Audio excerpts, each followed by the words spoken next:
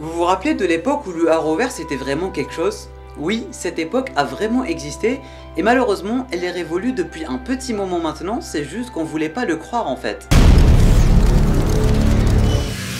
Bonjour à tous, j'espère que vous allez tous extrêmement bien mesdames et messieurs et bienvenue sur cette toute nouvelle vidéo. Une vidéo ma foi plutôt chill, plutôt relax pour la simple et bonne raison que ces derniers temps en fait il n'y a pas vraiment de série DC Comics, ni de série Marvel, ni de films, ni de news en fait. C'est tout simplement une période creuse si je peux dire ça comme ça et du coup il n'y a pas vraiment de review à faire, il n'y a pas d'actualité à traiter sur la chaîne. Du coup je me suis dit pourquoi ne pas faire une petite vidéo relax, un peu chill. Déjà ça se voit au son de ma voix, ça se voit au temps de la vidéo tout simplement parce que ça faisait extrêmement longtemps qu'on n'avait pas fait une petite vidéo débat pour blablater, pour discuter, pour parler un peu nostalgie et tout, et du coup je me suis vraiment dit que c'est le moment ou jamais parce qu'il n'y a pas d'actualité, il n'y a pas de film, il n'y a pas de série et je n'ai toujours pas regardé Thor 4, du coup je n'ai pas vraiment de contenu à vous proposer et du coup ça tombe vraiment à pic parce que je voulais vraiment vous parler un peu du Arrowverse, je voulais aussi parler un peu nostalgie parce que récemment je suis tombé sur une petite vidéo sur YouTube qui date d'il y a des années maintenant. Les fameux trailers Arrowverse où on voyait vraiment toute l'équipe, il y avait vraiment pas mal de trailers une fois par an, 2 fois par an à peu près, où c'était vraiment des trucs uniquement faits pour le merchandising, tu vois, genre les héros qui sont en train de mettre leur costume, un truc pour teaser les mid-season finales, un truc pour teaser le retour des séries et tout, et du coup j'étais tellement nostalgique à propos de ça, c'était un truc de fou, ça m'a directement rappelé une très belle époque, j'ai envie de dire, la fameuse époque où Flash c'était quelque chose, la fameuse époque où on avait de beaux crossovers, la fameuse époque où on regardait Flash, où la communauté francophone qui regardait Flash et qui se disait waouh ça c'est de la belle série. Je me rappelle à un certain moment Flash, tout le monde en parlait, tous les youtubeurs en parlaient, tout le monde faisait ses reviews, tout le monde faisait ses critiques. Il y a vraiment eu un moment où Flash c'était vraiment une série qui était à son paroxysme. Je me rappelle comme si c'était hier, il y avait pas mal de youtubeurs, à chaque fin de saison ils faisaient leurs propres théories pour les saisons à venir, surtout lors de la saison 2, 3, un peu 4 aussi parce que voilà c'est un peu mort à la fin de la saison 5, mais il y avait vraiment une belle époque en fait où le fandom était vraiment content d'avoir ce genre de série parce qu'on ne va pas se mentir, ça fait maintenant des années que toutes les séries du Arrowverse ont baissé de qualité et ont baissé de popularité si on peut dire ça comme ça, mais ce qu'on ne souligne pas c'est tout simplement le fait que cet univers en fait il avait une fanbase tellement importante et il avait tout simplement une importance au cœur des fans et une importance dans le domaine super héroïque en général capitale, et je pèse mes mots. Il fut un temps où le Arrowverse était le plus grand univers super héroïque de tous les temps. Il fut un temps où Warner nous proposait des films dégueulasses, un univers partagé dégueulasse, mais on s'en foutait éperdument pour la simple et bonne raison que le Arrowverse existait. Le Arrowverse c'était 10 000 super-héros, c'était 10 000 relations, c'était des relations entre des personnages, c'était des super-héros qu'on connaissait depuis le début, qu'on suivait depuis des années. Ça avait commencé avec Oliver, ça a continué avec Flash, puis il y a eu Legend of Tomorrow, puis il y a eu Supergirl, toutes ces relations entre les personnages, tous ces crossovers, tous ces épisodes en fait qui ont bercé notre adolescence, parce que si vous avez globalement mon âge, peut-être un peu moins, peut-être un peu plus, vous êtes un peu dans le délire, mais oui, il y a vraiment eu une époque où le Arrowverse c'était un univers qui était vraiment à son prime. Non mais vous vous rappelez des tout premiers crossovers, des gros crossovers ou même des tout petits crossovers, parce que les petits crossovers en fait, on ne va pas se mentir, c'est les meilleurs et je pèse vraiment mes mots. Par exemple, si on prend le crossover entre Flash et Supergirl, le tout premier crossover entre Flash et Supergirl, tu le regardes, t'es bien, t'as passé la pire journée de toute ton existence, tu regardes le crossover entre Flash et Supergirl, t'es bien, c'était tellement bien travaillé, des effets spéciaux de malade mental, c'était bien foutu, de bonnes intrigues, de bonnes écritures. On était vraiment dans un monde où la CW savait chorégraphier ces trucs, on était vraiment dans un monde où la CW savait programmer un univers partagé. Ils avaient un truc à faire au long terme, ils avaient pas mal de teasers. Quand je parle de teasers, je parle notamment du fameux journal du futur qu'on avait depuis la saison 1 de Flash. Depuis la saison 1, on se mettait à théoriser à propos de ce fameux univers de 2024. Et dites-vous que 2024, c'est maintenant dans 2 ans. Et jusqu'à aujourd'hui, jusqu'à preuve du contraire, la série Flash, c'est vrai que cette saison 8, elle s'est un peu améliorée, mais on est très loin des 4 premières saisons. Et du coup, au début, il y avait vraiment à chaque fois des teasers, à chaque fois on attendait quelque chose. Si on peut aussi prendre Arrow comme exemple, depuis la première saison, on avait des flashbacks avec Lil, avec Lian Yu et tout. Et du coup, la seule chose qu'on attendait, c'est qu'est-ce qui s'est passé avec Lian Yu. Et plus ça va, plus tu te rapproches de la fin, et plus tu sens que tu es proche de la fin en fait. Et même avec Arrow, et plus précisément avec Arrow, parce que que plus ça avance dans l'histoire en fait, plus ça avançait dans l'histoire du présent, plus on se rendait compte qu'il y avait des trucs qui s'étaient déjà passés dans Lian Yu et dont on connaissait déjà l'existence. Et du coup, à un certain moment, avec le dernier épisode de la saison 5, ils ont réussi à mélanger le présent et le passé, et du coup, on savait que c'était potentiellement la fin, et ça nous faisait un truc de malade mental. Ça nous donnait des frissons, on était tellement hypé par la série, on était tellement hypé, on faisait des théories de partout et tout, c'était vraiment un truc de fou cet univers à un moment. Flash aussi, n'en parlant pas, avec Savitar, avec les prophéties, le journal du futur, quand il était parti voir le futur, il a vu Iris se faire tuer par Savitar. À Sherwell, on avait des morts symboliques, des morts vraiment tristes, mais archi tristes. Tu pleurais devant tes épisodes, t'avais des émotions, tu ressentais toute la colère, toute la haine de Barry envers Eo Barton. C'était vraiment un truc bien travaillé, on était limite dans un film, c'était tellement bien réalisé, c'était vraiment une très belle époque. Et revenons maintenant au crossover, je parlais du crossover entre Flash et entre Supergirl, le tout premier crossover, World's Finest, si je dis pas de bêtises, si c'était bel et bien son titre.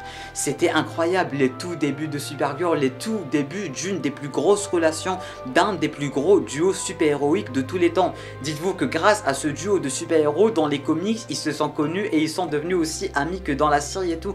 C'est vraiment devenu un truc incroyable à quel point le Arrowverse en fait, il a révolutionné le domaine super-héroïque, que ça soit les comics, que ça soit le film, que ça soit le cinéma, parce qu'à un certain moment, même maintenant, si on se base sur le film Flash d'Ezra Miller qui était censé sortir il y a maintenant des années de cela, eh ben, ils ont tout simplement introduit une Supergirl dans le film. Dans quel monde t'aurais cru qu'un jour on aurait un film Flash avec Supergirl? Pour vous dire et pour vous montrer à quel point le Arrowverse et à quel point Melissa Benoist ainsi que Grant Gustin ont tellement changé les personnages à tout jamais que même dans les films, même dans les comics en fait, ils se sont basés sur ces personnages-là pour nous proposer tout ce qui va arriver dans le futur tout simplement. Et ça, c'est beau en fait. La relation entre Supergirl et Flash, c'est une des meilleures relations, voire le meilleur duo de super-héros que j'ai jamais connu de toute ma vie. Non mais vous avez vu leur alchimie, vous avez vu comment ils s'entendaient, vous avez vu à quel point ils sont vraiment meilleurs potes, à quel point ils sont connectés, c'est incroyable. On a aussi eu le crossover duet Running Home to You, le crossover musical. C'était un crossover épique, comment ils ont essayé et comment ils ont réussi à ramener les deux séries en même temps, et on avait une intrigue générale qui était un peu divisée entre les deux séries, que ça soit entre Barry et Iris, Kara et Mon-El. Ils ont réussi à nous proposer un crossover où tout allait bien, où ils allaient mélanger le tout, où ils allaient tout simplement comprendre qu'est-ce qui se passait des deux côtés. C'était tellement beau, c'était tellement symbolique. C'est aujourd'hui ma chanson préférée. Come Running Home to You, c'est aujourd'hui ma chanson préférée, et je pèse mes mots, c'est ma chanson préférée de toutes les chansons préférées. Vous allez voir flou quand je vais vous mettre cette chanson dans mon mariage, je veux rien savoir. Ma future femme, si tu passes par là, t'es prévenu, hein, t'es très clairement prévenu. Non mais juste le début de l'épisode duet, quand il y avait Barry qui était arrivé, il a rencontré Kara, elle était super contente de le rencontrer, ils ont parlé de Mon-El, ils ont parlé de Iris, ils ont vécu des aventures à deux et tout, c'était génial, c'est un des meilleurs duos, c'est le meilleur duo en fait. Et les mini crossovers, ça me manque archi beaucoup, parce que je vais pas vous mentir que je les préfère vraiment et largement aux gros crossovers. Bon, on va pas se mentir, les gros crossovers, ils ont aussi leur part, si je peux dire ça comme ça, mais les mini crossovers, que ça soit entre Flash et Supergirl, entre Flash et Arrow, la toute première apparition de Barry Allen dans Arrow, elle était incroyable lors du 8e épisode de la saison 2 de Arrow, si je dis pas de bêtises. Il y a un certain moment, la CW, elle avait tellement tracé son truc qu'à chaque fois qu'il y avait un numéro 8 dans les épisodes, c'était un crossover, c'était beau. Genre à chaque fois qu'il y avait un épisode 8 ou un épisode 18, tu savais qu'il y allait un truc de malade mental qui allait se passer. L'épisode 18 de la saison 1 de Supergirl, l'épisode 8 de la saison 2 de Arrow, la toute première introduction de Barry. Vraiment, quand il y avait un épisode 8, tu te disais ok, on va manger Gucci, et c'était beau. C'était tellement bien ramené, ces relations entre les personnages. Le changement de Oliver Queen, vous vous rappelez comment était Oliver, puis comment il a commencé à changer quand il a rencontré Barry, et puis quand il a commencé à encore plus changer quand il avait rencontré Kara lors de Invasion. Invasion, c'était un truc de malade, je me rappelle comme si c'était hier, parce qu'en fait, moi, pour vous faire la petite histoire, en fait, j'avais jamais regardé de série de ma vie. La toute première série que j'ai regardée de toute mon existence, c'était tout simplement Flash. J'avais commencé la saison 1, puis la saison 2, puis j'avais commencé la saison 3, je me suis dit, attends, pourquoi c'est en anglais ? Du coup j'ai commencé, j'ai cherché à savoir et tout, puis il n'y avait aucun moyen de regarder en français, du coup j'ai abandonné. Et après je me suis rendu compte qu'il y avait Flash qui était apparu dans un épisode de Supergirl. Je me suis dit vas-y, je vais essayer ce fameux épisode de Supergirl où on voit Flash, Et c'était le coup de foudre. Et c'était le coup de foudre. J'ai directement retapé toute la saison 1 de Supergirl. Puis je retrouvais le même problème. Parce que oui, après la saison 1 de Supergirl, la saison 2, elle était en anglais. Du coup, je me posais 10 000 questions. J'étais un gamin, j'étais ado à l'époque, je me posais 10 000 questions. Je connaissais pas les séries et tout, je connaissais pas l'univers. Et du coup, c'est pour ça que maintenant, je comprends pas mal d'entre vous qui viennent en commentaire. Comment on fait pour regarder ceci? Comment on fait pour regarder cela? Est-ce que vous avez un site? Je vous comprends. Parce que je suis passé par cette époque en fait. Et du coup, Supergirl, il y avait en anglais, il y avait le tout premier épisode avec l'apparition de Clark et tout, c'était archi génial et ça on va aussi en reparler. Et du coup Supergirl, ça m'a obligé à continuer. J'ai pas pu ne pas continuer Supergirl parce que Supergirl en fait c'était le coup de foudre. C'était le coup de foudre de tous les domaines sans réfléchir, mais vraiment. Et du coup c'est toujours à aujourd'hui ma série préférée. Malgré tous les défauts de la série, malgré toutes les déceptions, malgré la plus grosse arnaque de tous les temps, c'est-à-dire la saison 6 de Supergirl. Vous savez à quel point j'adore la série, mais la saison 6 je veux l'exclure de la série à la limite tellement c'est mauvais. Mais c'est toujours ma série préférée parce qu'une série en fait c'est bien plus que de la qualité, c'est avant tout des personnages, c'est avant tout de la nostalgie, c'est avant tout une histoire avec laquelle tu as grandi. Supergirl, je sais plus, je venais d'arriver au lycée, je pense que j'étais même pas au lycée, oui j'étais même au collège en fait, j'étais comme un dingue, j'étais comme un malade. Et du coup juste le fait de voir comment j'ai grandi avec la série depuis Day One jusqu'à aujourd'hui, jusqu'à la fin de la série, comment on grandit avec les personnages, comment on évolue avec les personnages, c'est juste beaucoup trop beau. Et c'est limite la seule raison pour laquelle je suis toujours en train de continuer Flash et le reste des séries en fait. En ce qui concerne Oliver, n'en parlons pas, comment il a commencé, comment il a terminé avec le crossover Invasion, quand il y a Barry qui leur a parlé d'une amie et après il est parti rencontrer Kara sur sa terre, elle est venue, il avait toute cette relation, il y avait Mick aussi qui arrêtait pas de la taquiner, Oliver qui arrêtait pas d'être Oliver tout simplement, puis à la fin il a changé et après cette relation elle a pas arrêté d'être améliorée avec le temps en fait, parce que directement après avec la saison 4 de Flash on a eu le mariage de Barry ainsi que Iris et du coup il a encore invité Kara, il y avait Oliver, il y avait les légendes et tout, et c'était encore un crossover encore plus épique que ce qu'on avait vu avec Invasion. Et le truc en fait c'est que c'est pas vraiment épique au vrai sens du terme, c'est vraiment des intrigues basiques, c'est des trucs basiques, c'est juste des arcs scénaristiques si je peux dire ça comme ça, il n'y a rien de grandiose ou d'extravagant, parce que quand tu regardes épisode par épisode tu te dis c'est rien du tout, mais en fait c'était exactement ça qui va faire le charme de tout ça, c'est juste tous les personnages qui vont se rencontrer, toutes les interactions de rien du tout, des petits trucs de rien du tout, mais qui font toujours plaisir. Barry Oliver, Barry Kara, Kara Oliver, et puis ça a pas arrêté de s'améliorer avec le temps, comme je disais avec la saison 4, le mariage, le retour de Running Home to You, j'ai pleuré, je vous jure j'ai pleuré avec Kara qui chantait Running Home to You. La CW, il savait faire des trucs symboliques, il savait faire des trucs symboliques. Quasiment 2 ans avant il y avait Barry qui chantait comme Running Home to You à Iris, 2 ans après il y a Kara qui va chanter Running Home to You au mariage de Barry et Iris. Et quand tu suis ça au même moment, du moins quand tu suis ça et quand tu es à jour avec tout ceci, non mais ça te fait un effet de malade. Et juste le fait de les voir interagir entre même Sarah ainsi que Alex, vraiment tous les personnages, des petites interactions de rien du tout mais qui font vraiment toujours plaisir. Et avec tout ça on a eu la relation entre Kara et Oliver qui n'a pas arrêté de s'améliorer. Juste après on a eu Elseworlds, l'apparition de Superman, la relation entre Barry et Oliver qui était vraiment pas vraiment au top, puis Kara qui leur parlait, je me rappelle dans le ranch des Kent et tout, c'était vraiment incroyable, c'était beaucoup trop beau. Et en fait il y avait aussi des trucs symboliques jusqu'à ce jour là en fait, parce que vous vous rappelez la toute première scène de Arrow quand il avait rencontré Barry, quand il l'entraînait et tout et lui avait mis les flèches juste dans son dos.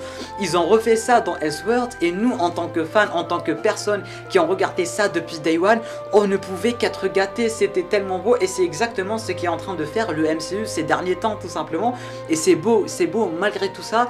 Malheureusement l'univers n'est plus comme avant et l'univers est mort. On n'a plus Supergirl, on n'a plus Arrow, on n'a plus les of Tomorrow, bref on peut plus parler du Arrowverse. Et on ne peut plus parler du Arrowverse depuis maintenant presque 3 ans. On ne va pas se mentir, l'univers est mort depuis maintenant 3 ans. La dernière fois où l'univers était vraiment concret, c'était lors de Crisis on Infinite Earths. Et je pèse mes mots, parce que même après Crisis, on se disait ouais, peut-être il y aura des crossovers, peut-être ceci, peut-être cela. Mais depuis ce jour-là, Superman Lois a cassé tout le délire. Et ça va être le sujet d'une autre vidéo, parce qu'aujourd'hui, je voulais vraiment parler nostalgie et je voulais pas me fâcher. Je veux vraiment rester sur de bonnes vibes et de la bonne humeur, parce que Superman Lois c'est vraiment un tout autre délire. Et apparemment, ils vont bâtir un super verse à la place du Arrowverse Arrowverse, bref ça n'en parlons pas, mais c'était vraiment quelque chose, on va pas se mentir. Revenons aux fameuses bandes annonces, mais vraiment les mecs ils avaient le temps de faire des bandes annonces juste pour le côté commercial, juste pour nous hyper en fait, et ça c'était beau parce que maintenant on n'a même pas des trailers pour des épisodes. Vous vous rappelez du fameux Fight Club, parce qu'on a eu deux Fight Club, le Fight Club 1.0 et le Fight Club 2.0 en fait. C'était vraiment des tout petits trailers de rien du tout, on voyait encore une fois ces fameuses relations, on voyait juste, on utilisait juste les dates de retour des séries, parce que la CW avait toujours ce délire de diviser les saisons en deux en fait, du coup ça se passait depuis octobre jusqu'à décembre à peu près, et ça revenait aux environs de la fin janvier, du coup les mid-season finales, et du coup à chacune de ce genre de période en fait, on avait un trailer qui nous disait que les séries allaient revenir pour telle ou telle date, et ça c'était beaucoup trop beau. Est-ce que vous vous rappelez du fameux trailer où on avait tous les héros en fait qui étaient en train de s'habiller et tout, et là il y avait Barry qui arrivait, ah vous êtes déjà habillé, Kara la même chose, puis s'habiller en même temps et tout, c'était incroyable, et j'ai l'impression que je me répète beaucoup trop durant cette vidéo avec le mot c'était incroyable, c'était beau et tout, mais oui c'était mieux avant en fait. Malheureusement cette époque est révolue, et encore avec Crisis on Infinite Earths on a continué à voir ce genre de choses en fait, et même jusqu'au dernier épisode de Arrow on a continué à avoir ce genre de choses, mais à croire que avec la fin de Arrow tout l'univers s'est terminé, et ça aussi c'est archi symbolique parce que l'univers s'appelle Arrowverse, et avec la fin de Arrow on a directement eu Covid et compagnie, et ça a vraiment chamboulé tout en l'air. Et je vais même aussi vous parler de Supergirl parce que voilà, j'ai l'impression de me répéter, mais à chaque fois que je vous dis que Supergirl, la saison 6 de Supergirl, je m'attendais vraiment à une dinguerie, parce que je rappelle que la saison 8 de Arrow, la 8e et dernière saison de Arrow, c'est une des meilleures, voire la meilleure saison de Arrow tout court en fait. Et le dernier épisode de Arrow, c'est la meilleure fin d'une série, c'est la meilleure fin qu'une série puisse avoir tout simplement. Et du coup quand j'ai vu ça, je me suis dit c'est la CW, ils vont faire la même chose pour Supergirl, ils ont pu proposer une fin symbolique, une bonne fin pour Arrow, je me suis dit ils vont faire la même chose pour Supergirl, parce que en fait dans Arrow ils ont même pu ramener Melissa à l'enterrement de Oliver. Et le côté symbolique dans tout ça, c'est que jusqu'à la dernière minute de l'épisode de Arrow, on était en pleurs. Non mais est-ce que vous vous rappelez du fameux discours de John Diggle? Comment il nous a terminé, comment on était tous par terre, tellement c'était triste, tellement ils avaient ramené tous les acteurs depuis la première saison jusqu'à la dernière saison. Il y avait même Kara, il y avait même Barry, c'était incroyable, on avait les larmes aux yeux, mais j'étais tellement mal, et c'était la bonne époque. Et le truc en fait, c'est que depuis ce jour-là, on n'a plus jamais eu un bon truc dans le Arrowverse. Et c'est ça qui est beau, symbolique et dégueulasse à la fois en fait, parce que Arrow s'est terminé, toute la bonté du Arrowverse, tout ce qui faisait du Arrowverse, le Arrowverse, bah c'est terminé. Depuis ce jour-là, ils ont bâclé Supergirl, Legends of Tomorrow n'a même pas eu droit à sa fin, Flash n'arrête pas de baisser de qualité, bref, c'est une dinguerie pas croyable. Même récemment, il y en a peut-être quelques-uns parmi vous qui s'en souviennent, on était en live quand je pouvais faire des lives, et du coup, un jour, on s'était dit pourquoi ne pas aller regarder des edits, des scènes du Arrowverse, des scènes clés du Arrowverse et tout, et on regardait ça avec une petite musique triste et tout, c'était des dingueries, c'était tellement nostalgique, tellement beau, ça nous rappelait à quel point l'univers il avait un paroxysme à un certain moment, à quel point à un certain moment c'était beau, à quel point à un certain moment c'était tracé, il y avait des relations, il y avait de la bonté, il y avait de l'enjeu, il y avait de tout, c'était beau et c'était mieux avant, et je pense qu'on va terminer ici avec le mot c'était mieux avant cette vidéo. Du coup voilà, je pense avoir dit tout ce que j'avais à dire à propos du... Non, en fait. Généralement c'est tout le temps comme ça, mes outros je vous dis je pense avoir dit tout ce que j'avais à dire, mais j'ai pas du tout dit tout ce que j'avais à dire en fait, parce qu'il y a tellement de choses à dire, c'est incroyable, et une seule vidéo, bah ça serait un peu trop court pour en parler. Et du coup on va potentiellement se dire à suivre, à une autre vidéo, à une partie 2 potentiellement, parce que ce genre de choses en fait, j'ai pas vraiment envie de l'enterrer sur la chaîne YouTube, pour la simple et bonne raison que j'ai commencé les vidéos avec le Arrowverse, j'aimais le Arrowverse, et c'est ça qui m'a poussé à faire des vidéos sur YouTube, et du coup ça fait partie de moi, que je le veuille ou non, et que l'univers soit bien ou non maintenant, et du coup une fois par an, un truc dans le genre, on va essayer de faire une deuxième, troisième, quatrième partie à ce genre de vidéo, juste de quoi être un peu nostalgique, juste de quoi parler un peu de comment ça se passait, comment c'était beau et tout, et du coup voilà. Merci à tous, merci à toutes d'avoir regardé cette vidéo jusqu'à la fin. Je pense que ceux et celles qui sont restés vraiment jusqu'à la fin, c'est tous ceux et celles qui sont comme moi et qui aimaient l'univers comme moi, et qui sont aussi tout simplement passionnés par cet univers, et qui regardent tout simplement la mort de cet univers, si je peux dire ça comme ça. Tu peux laisser un petit pouce bleu, que ça soit pour moi ou pour le Arrowverse, ça fait toujours plaisir pour le référencement. Je viens de me rendre compte que c'est la première fois depuis des mois que je demande un pouce bleu. Bref, tu peux t'abonner à la chaîne YouTube ainsi qu'activer les notifications pour ne pas rater du prochain contenu sur la chaîne en cliquant juste ici. Tu peux regarder une autre vidéo en cliquant juste là. Sur ce, moi je vous dis à très bientôt pour une toute nouvelle vidéo. C'était Namiat, portez-vous bien et merci pour les 4K.